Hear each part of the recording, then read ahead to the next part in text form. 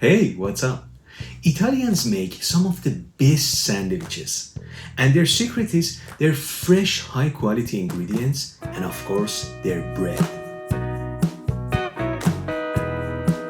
Today, I'm gonna share with you my everyday simple sourdough focaccia recipe. So, let's get into this, shall we? This is a straightforward, simple, no-knead focaccia recipe.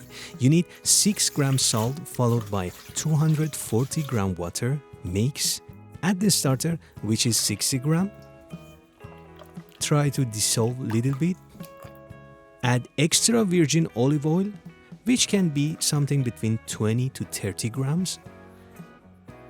Last but not least, 300 grams bread flour. Mix everything together until there is no more dry spot. Try to clean up the side of the bowl. And before you do anything else, cover it up and let it rest for 30 minutes. 30 minutes later, like always, magic happens and the dough gains some strength. Now bring a bowl of water because we need to wet up our hands time by time. This is a very high hydration dough. And go ahead and give this bad boy one set of stretch and fold.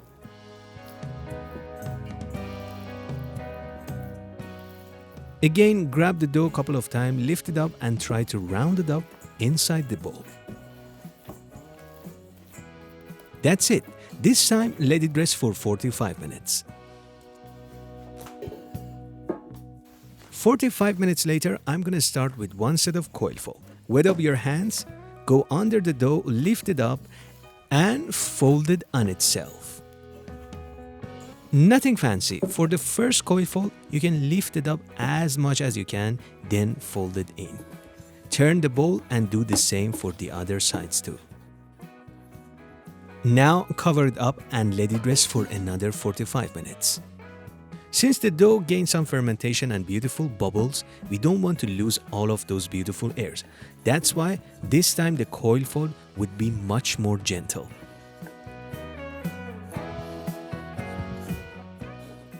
That's it! Believe it or not, that's all we needed to do. And the dough should look like this after the last coil fold. You can let it finish its ball fermentation for 2.5 hours. But for more flavor and taste, I'm gonna wrap it up and transfer it into the fridge after 1 to 1.5 hours. And next day, take it out of the fridge, bring it to room temperature for 30 minutes to 45 minutes. Bring your pan sheet. The dough is ready to go. Use extra virgin olive oil and oil up your pan properly. Then transfer the dough. Be very gentle. We're gonna create tension. I'm gonna grab one side, stretch a little bit and fold it to the center. Oil up your hand if you need it. And do the same to another side. And do the same to the other two sides too. Then flip the dough smooth side up. Look how jiggly and gorgeous it is. Cover it up and let it sit for 45 minutes. Let's make the filling for the sandwich. Extra virgin olive oil in the pan, followed by these beautiful tomatoes, some garlic, crushed black pepper and sea salt. Mix everything very well. Now time to preheat your oven at 220 degrees Celsius. Of course, with an upside down tray. And let these gorgeous tomatoes to roast. 45 minutes later, are you ready for my favorite part? Put extra virgin olive oil on top. Be generous. I need to be silent because it's dimpling time.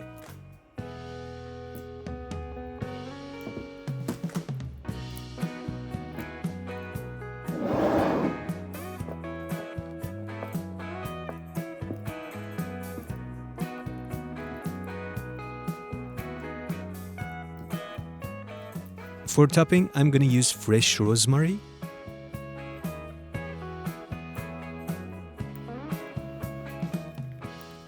and of course Parmigiano Reggiano.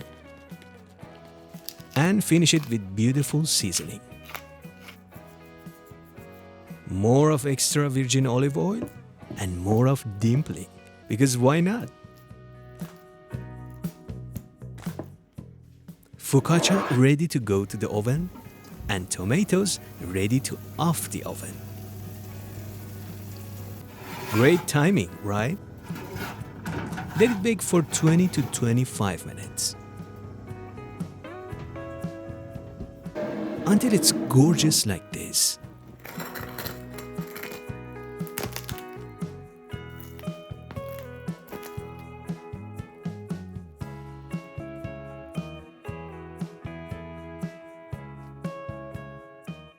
Let's check the crumb and the moment of silence for the next part.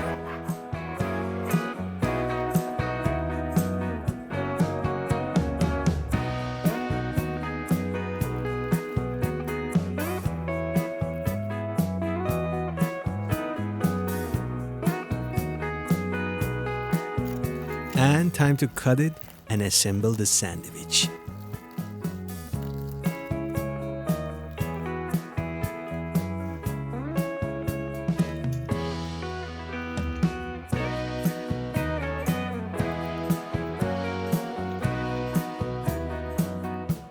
Roasted garlic, roasted tomatoes, fresh mozzarella, fresh cracked black pepper, followed by sea salt, and of course, some parm. And like any other Italian sandwich, the finishing touch would be extra virgin olive oil. Here you are.